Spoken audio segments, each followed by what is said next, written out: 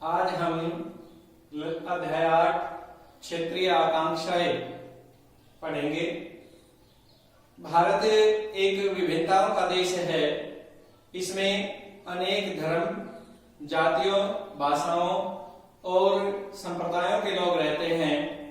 इन विभिन्नताओं के कारण देश में क्षेत्रीय आकांक्षाओं का उभरना स्वाभाविक है, लेकिन कई बार ये क्षेत्रीय आकांक्षाएं हिंसक रूप ले लेती हैं और जिसके कारण राष्ट्रीय एकता के मार्ग में बाधा उत्पन्न होती है।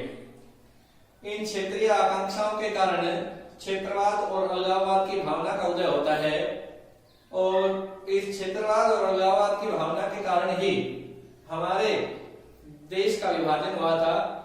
15 अगस्त 1947 को हिंदुस्तान धर्म के आधार पर दो भागों में विभाजित हुआ, भारत और पाकिस्तान, जो कि एक क्षेत्रवाद का ही कारण था। तो सबसे पहले मैं क्षेत्रवाद का अर्थ स्पष्ट करूंगा।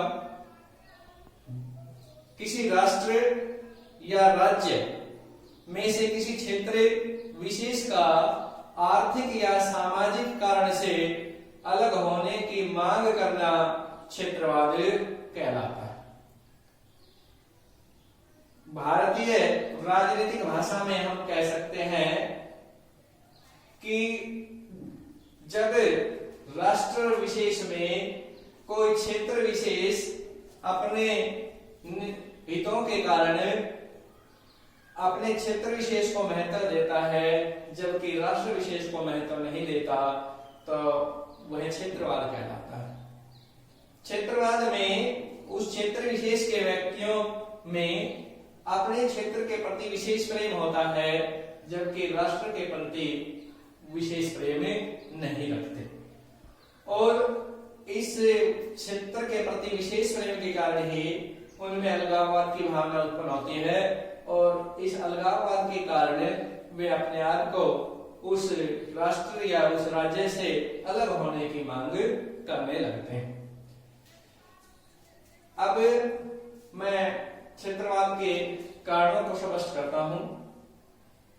क्षेत्रवाद के अनेक कारण हैं, जिनमें से सबसे पहला है भौगोलिक कारण। भौगोलिक कारण क्षेत्रवाद का एक कारण है। जब भारत का विभाजन हुआ, विभाजन के बाद राज्य पुनर्गठन आयोग की रिपोर्ट के अनुसार भारत को 1956 में 14 राज्यों और 6 केंद्र शासित प्रदेशों में बांटा गया और इन राज्यों के पुनर्गठन के समय, इनके सीमा निर्धारण के समय पुरानी सीमा को ध्यान में रखते हुए इनका सीमा निर्धारण किया। तो इन राज्यों और केंद्र शासित प्रदेशों के सीमा निर्धारण के समय वहां के लोग पूर्णतः संतुष्ट नहीं थे, जो बाद में एक क्षेत्रवाद का कारण बना। दूसरा हमारा कारण है भाषावाद। भारत में अनेक भाषाओं के लोग रहते हैं। विभिन्न भाषाओं के कारण समय समय पर भाषा विशेष के लोग अलग राज्य की मांग करते रहे हैं। 1960 में भाषा के कारण ही गुजरात और महाराष्ट्र का निर्माण हुआ। गुजराती भाषा के लोगों ने अलग राज्य गुजरात की मांग की और मराठी भाषा के लोगों ने अलग महाराष्ट्र की मांग की और दोनों राज्यों का 1960 में निर्माण हुआ। इसी प्रकार 1966 में 1 नवंबर 1966 को पंजाब का विभाजन हुआ और हरियाणा और पंजाब बने। हरियाणा भाषा क्षेत्र को हरियाणा और पंजाबी भाषी क्षेत्र को पंजाब राज्य का दर्जा मिला। तीसरा जो हमारा कारण है जातिवाद। भारत में अनेक जातियों के लोग रहते हैं। जिस क्षेत्र में जाति विशेष का दबदबा होता है उस क्षेत्र में क्षेत्रवाद को बढ़ावा मिलता है। जैसे बिहार, महाराष्ट्र और दक्षिण और पूर्वी राज्यों में जातिवाद के आधार पर अलग क्षेत्रों की मांग की गई। बिहार में आदिवासी लोगों ने अपने लिए अलग राज्य झारखंड की मांग की। तो और वर्ष 2000 में जाति के आधार पर झारखंड, उत्तराखंड और छत्तीसगढ़ राज्यों का निर्माण हुआ। अगला हमारा चौथा कारण है धार्मिक कारण। भारत में अनेक धर्मों के लोग रहते हैं, जैसे हिंदू, मुस्लिम, सिख, ईसाई, जैन, बौद्ध। और धार्मिक विविधता के कारण यहाँ क्षेत्रवाद को बढ़ावा मिला है। जैसे कि पंजाब में अकाली लोगों ने अपने लिए अलग अकाली सूबे की मांग की। इसी प्रकार जम्मू कश्मीर में मुस्लिम धर्म के लोगों में अलगाववाद की भावना है और वो लोग अपने आप को भारत का एक अंग नहीं मानते और अपने लिए अलग क्षेत्र की मांग करते हैं। पांचवा जो हमारा कारण है आर्थिक कारण। आजादी के बाद देश के सभी क्षेत्रों का समान विकास नहीं हुआ। कुछ क्षेत्रों का विकास अधिक हुआ तो कुछ क्षेत्रों का विकास कम हुआ। जिन क्षेत्रों का विकास अधिक हुआ उन क्षेत्रों के विकास का कारण राजनीतिक पार्टियां थी। जो राजनीतिक पार्टियां शासन में रहती हैं वे अपने क्षेत्र का अधिक विकास करती हैं, जबकि दूसरे क्षेत्रों की उपेक्षा करती हैं। तो जिस क्षेत्र का विकास कम होता है वह क्षेत्र अपने आप को पिछड़ा हुआ महसूस करता है और अब उस क्षेत्र विशेष में क्षेत्रवाद की भावना उत्पन्न हो जाती है और वो अपने आप को उस राज्य से अलग करने की मांग करता है ताकि वे वो क्षेत्र भी अपना विकास कर सके। अगला जो हमारा है छठा, क्षेत्रीय दल। क्षेत्रवाद की भावना के कारण क्षेत्रीय दलों का उदय हुआ और ये क्षेत्रीय दल उस क्षेत्र विशेष की मांगों को उठाते हैं और राष्ट्रीय भावना के प्रति संवेदनशील नहीं होते, राष्ट्रीय भावना की अनदेखी करते हैं। तो उस क्षेत्र विशेष की मांगों को उठाने के कारण उस क्षेत्र में इन दलों को ज्यादा लोकप्रियता प्राप्त होती और क्षेत्रीय दल राष्ट्रीय एकता के मार्ग में एक बाधा है। जैसे पंजाब में अकाली दल एक क्षेत्रीय दल है, पश्चिम बंगाल में तृणमूल कांग्रेस एक क्षेत्रीय दल है। तो ये दोनों राज्यों में कई बार केंद्र सरकार का विरोध किया गया है। विरोध का कारण क्षेत्रीय हित है, क्षेत्रवाद है। सातवां जो हमारा कारण है अंतरराज्यीय विवाद। कई राज्यों के बीच आपसी विवाद है। यह विवाद सीमा के कारण या आपसी जल बंटवारे के कारण है। जैसे नर्मदा नदी के जल के बंटवारे के लिए गुजरात, मध्य प्रदेश और महाराष्ट्र में आपसी विवाद है जो कि एक क्षेत्रवाद का कारण बनता है। इसी प्रकार हरियाणा और पंजाब में भाखड़ा जल विवाद है और दोनों राज्यों में इस जल विवाद के कारण आपसी संघर्ष चल रहा है। तो अंतरराज्यीय विवाद है वो भी एक क्षेत्रवाद का कारण है। अगला जो हमारा है टॉपिक वो है क्षेत्रवाद के रूप या प्रकार। क्षेत्रवाद के रूप या प्रकार को हम 3 भागों में बांट सकते हैं और पहला है वो है भाषाई क्षेत्रवाद। अब हम इस भाषाई क्षेत्रवाद को सबसे पहले स्पष्ट करेंगे। जैसा कि मैंने आपको बताया कि भारत में विभिन्न भाषाओं के लोग रहते हैं और इन भाषाओं के कारण समय समय पर अलग राज्य की मांग की गई। भाषा अलगाववाद का कारण रही है। 1960 में गुजरात और महाराष्ट्र का निर्माण भाषा के आधार पर हुआ।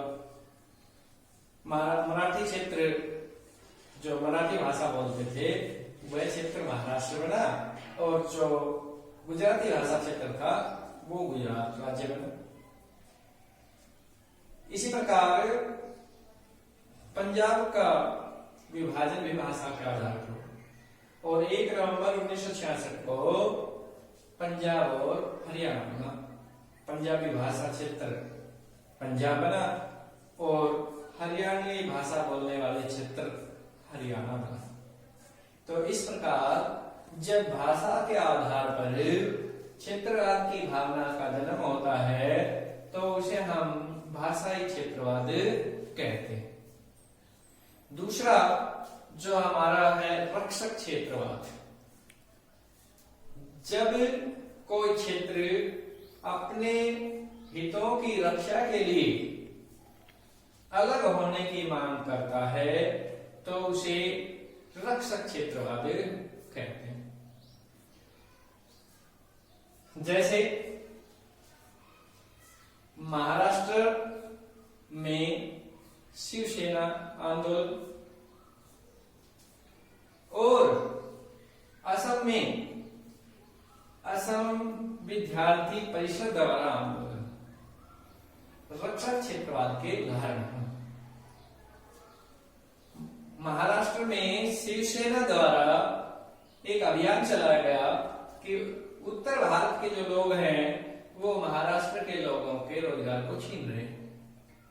इसलिए शिवसेना ने महाराष्ट्र से उत्तर भारत के लोगों को निकालने के लिए एक आंदोलन छेड़ा जो कि रक्षक क्षेत्रवाद का एक उदाहरण था। इसी प्रकार असम में असम विद्यार्थी परिषद जो कि एक विद्यार्थियों का एक संगठन था, कॉलेज छात्रों का एक संगठन था। इस संगठन ने असम में जो बाहरी लोग आ गए थे विशेषकर बांग्लादेशी लोग, उनको बाहर निकालने के लिए एक विशेष आंदोलन चला है क्योंकि इन बांग्लादेशियों के कारण असम के लोगों के रोजगार पर संकट आ गया था। उनके जो संसाधन थे आजीविका के वो कम हो रहे थे। उनका बंटवारा जो बांग्लादेश से आए लोग थे वो कर रहे थे। तो जब कोई क्षेत्र अपने क्षेत्र के हितों की रक्षा के लिए क्षेत्रवाद की मांग करता है या अलग होने की मांग करता है तो वह रक्षक क्षेत्रवाद कहलाता है। अलगाववादी क्षेत्रवाद। अलगाव का अर्थ है किसी क्षेत्र से अलग होने की भावना। जब किसी क्षेत्र विशेष से अलग होने की भावना के कारण क्षेत्रवाद का जन्म होता है तो वो अलगाववादी क्षेत्रवाद कहलाता है। जैसे कि जो पूर्वोत्तर राज्य हैं उनमें वहां के लोग उस क्षेत्र से अलगाव की भावना महसूस करते हैं और इस अलगाववाद के कारण वहां अनेक अलगाववादी संगठनों ने सरकार के विरुद्ध विद्रोह के लिए हथियार उठाए। जैसे कि जो पूर्वोत्तर में है, पूर्वोत्तर के अनेक जो अलगाववादी संगठन है वो सरकार का विद्रोह कर रहे हैं। तो इस प्रकार क्षेत्रवाद के 3 रूप हुए: भाषाई क्षेत्रवाद, रक्षक क्षेत्रवाद, अलगाववादी क्षेत्रवाद। फिर एक बार मैं दोबारा स्पष्ट कर देता हूं। जब भाषा के आधार पर क्षेत्रवाद का जन्म होता है तो उसे भाषाई क्षेत्रवाद कहते हैं। जब किसी क्षेत्र के हितों की रक्षा के लिए क्षेत्रवाद का जन्म होता है तो उसे रक्षक क्षेत्रवाद कहते हैं। और जब अलगाववाद के कारण क्षेत्रवाद की भावना का जन्म होता है तो उसे अलगाववादी क्षेत्रवाद कहते हैं। हमारा नेक्स्ट टॉपिक है क्षेत्रवाद के दुष्परिणाम।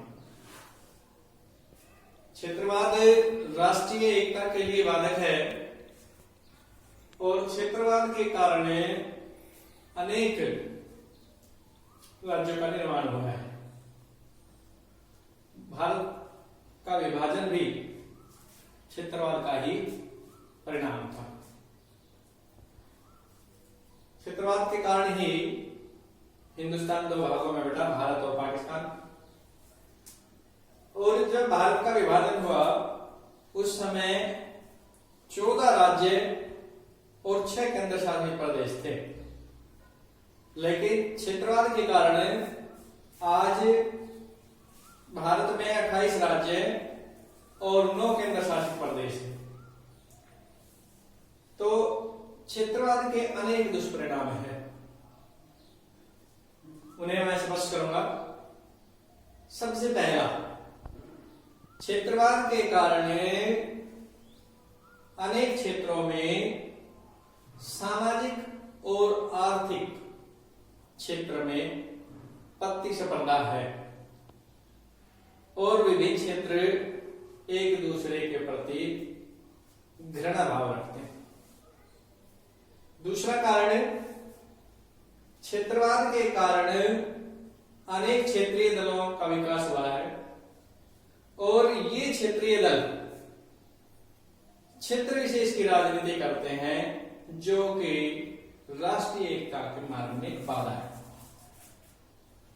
तीसरा, क्षेत्रवाद के कारण विभिन्न क्षेत्रों का संतुलित विकास नहीं हुआ, समान विकास नहीं। क्षेत्रवाद के कारण कुछ क्षेत्र विशेषों का विकास ज्यादा हुआ है तो कुछ पिछड़े रह गए। चौथा कारण, क्षेत्रवाद के कारण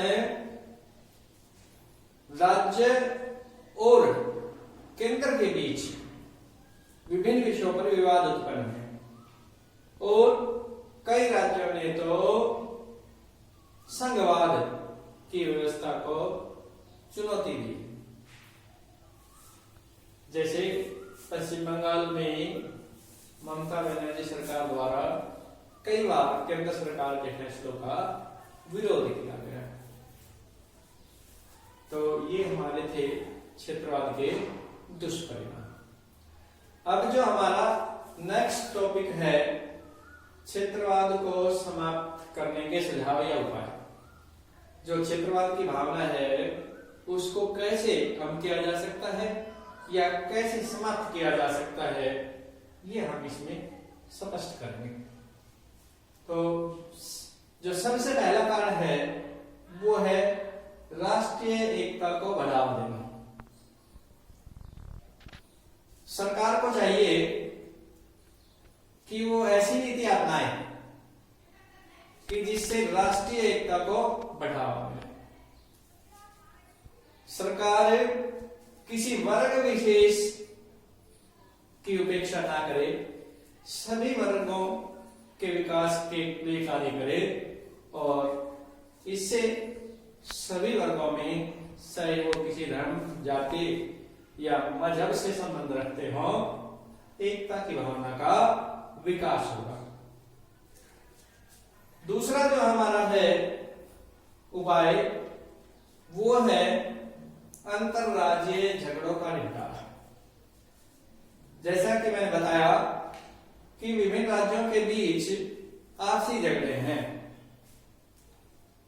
ये झगड़े सीमा विवाद या जल विवाद के कारण हैं। जैसे नर्मदा नदी के पानी के लिए गुजरात, मध्य प्रदेश और राजस्थान में आपसी विवाद है, और भाखड़ा बांध के जल के लिए हरियाणा और पंजाब में जल विवाद है। तो जैसे कि संविधान में एक अंतरराज्यीय परिषद की व्यवस्था की गई है, अगर इन मामलों को उस अंतरराज्यीय परिषद को समय पर सौंपा जाए तो इन मामलों का आसानी से समाधान हो सकता है और विभिन्न राज्यों के बीच क्षेत्रवाद की भावना को समाप्त किया जा सकता है। नेक्स्ट जो हमारा उपाय है वो है सभी क्षेत्रों का समान विकास। मैंने बताया आपको कि आजादी के बाद सभी क्षेत्रों का समान विकास नहीं हुआ, कुछ क्षेत्रों का विकास अधिक हुआ है तो कुछ क्षेत्रों का विकास कम हुआ, और इसका कारण है राजनीतिक पार्टियां या राजनीतिक दल। जो दल सत्ता में रहता है उस दल के नेता अपने क्षेत्र विशेष का विकास करते हैं, जबकि अन्य क्षेत्र पिछड़े रह जाते हैं। तो सरकार को चाहिए कि वह पूरे देश के सभी क्षेत्रों का समान विकास करे। जो क्षेत्र पिछड़े हुए हैं उन क्षेत्रों पर विशेष ध्यान दिया जाए, उनका भी विकास किया जाए। जब देश के सभी क्षेत्रों का समान विकास होगा तो क्षेत्रवाद की भावना समाप्त हो जाएगी। चौथा हमारा जो तथ्य है वो है सभी वर्गों के हितों की रक्षा। देश में विभिन्न वर्गों के लोग रहते हैं, विभिन्न जातियों के लोग रहते हैं, विभिन्न धर्मों संप्रदाय के लोग रहते हैं। तो सरकार को अपनी नीति बनाते समय सभी वर्गों के हितों को ध्यान में रखना चाहिए। चाहे व्यक्ति मुस्लिम धर्म से संबंध रखता है, हिंदू धर्म से संबंध रखता है, ईसाई धर्म से संबंध रखता है या अन्य किसी धर्म से संबंध रखता है या अन्य किसी जाति से संबंध रखता है या अन्य किसी संप्रदाय से संबंध रखता है, सरकारी नीतियों के निर्माण के समय किसी भी वर्ग की उपेक्षा नहीं होनी चाहिए। सभी वर्गों को बराबर लाभ मिलना चाहिए। जब सभी वर्गों को सरकारी नीतियों में बराबर लाभ मिलेगा तो कोई वर्ग उपेक्षित महसूस नहीं करेगा और क्षेत्रवाद की भावना नहीं बढ़ेगी। पांचवा जो हमारा पॉइंट है वो है शैक्षणिक संस्थाओं में सुधार। जो शिक्षण संस्थाएं हैं उनमें जो संस्थाएं धर्म या जाति के नाम पर स्थापित है उन्हें बंद कर देना चाहिए, और शिक्षण संस्थाओं में ऐसा पाठ्यक्रम रखा जाना चाहिए जो राष्ट्रवाद की भावना का विकास करे, जो बच्चों में राष्ट्रवाद की भावना का विकास करे। जब विद्यार्थी जीवन से ही बच्चों में राष्ट्रवाद की भावना का विकास हो जाएगा तो जब वो बड़े होकर देश के भावी नागरिक बनेंगे तो उनके अंदर क्षेत्रवाद की भावना नहीं पनपेगी, वो राष्ट्र के प्रति विशेष लगाव रखेंगे और राष्ट्रीय एकता में सहायक होंगे, न कि बाधक होंगे। छठा जो हमारा पॉइंट है राष्ट्रीय दृष्टिकोण वाले राजनीतिक दलों का विकास। जैसा कि मैंने आपको बताया देश में अनेक क्षेत्रीय दल हैं जो क्षेत्र विशेष के लिए कार्य करते हैं, वो संकुचित भावना से क्षेत्र विशेष के लिए कार्य करते हैं। उनमें राष्ट्रीय भावना का अभाव पाया जाता है। तो हमें ऐसे दलों का विकास करना चाहिए जो राष्ट्रीय भावना रखते हों, राष्ट्र के प्रति समर्पित हों, व्यापक दृष्टिकोण रखते हों और व्यापक दृष्टिकोण के लिए ही देश की राजनीति में कार्य करें। और जब ऐसे दल देश की राजनीति में होंगे और सरकार का निर्माण करेंगे तो वो किसी क्षेत्र विशेष के लिए कार्य न करके, किसी वर्ग विशेष के लिए कार्य न करके, अपने निजी स्वार्थ के लिए कार्य न करके, अपने दल के लिए कार्य न करके राष्ट्र के लिए कार्य करेंगे। और जब सरकार राष्ट्र के लिए कार्य करेगी तो देश की जनता में राष्ट्रीय भावना का विकास होगा। तो हमने क्षेत्रवाद को समाप्त करने के सुझावों को स्पष्ट किया। आज हमने जो टॉपिक्स कराए, 4 टॉपिक्स कराए हैं। पहला है क्षेत्रवाद का अर्थ, दूसरा है क्षेत्रवाद के कारण, और तीसरा है क्षेत्रवाद के दुष्परिणाम, और चौथा है क्षेत्रवाद को समाप्त करने के सुझाव। तो इन 4 टॉपिक्स में हमारे जो प्रश्न बनते हैं, वो पहला प्रश्न इसमें बनेगा क्षेत्रवाद क्या है, इसके कारणों का वर्णन कीजिए। दूसरा जो प्रश्न हमारा बनेगा वो है क्षेत्रवाद के दुष्परिणामों का वर्णन कीजिए। और तीसरा प्रश्न जो हमारा बनेगा वो बनेगा क्षेत्रवाद को समाप्त करने के सुझावों का वर्णन कीजिए। तो ये टॉपिक्स आपको क्लियर हो गए होंगे और आप इन तीनों क्वेश्चन को अच्छे से तैयार करेंगे और याद करेंगे। धन्यवाद।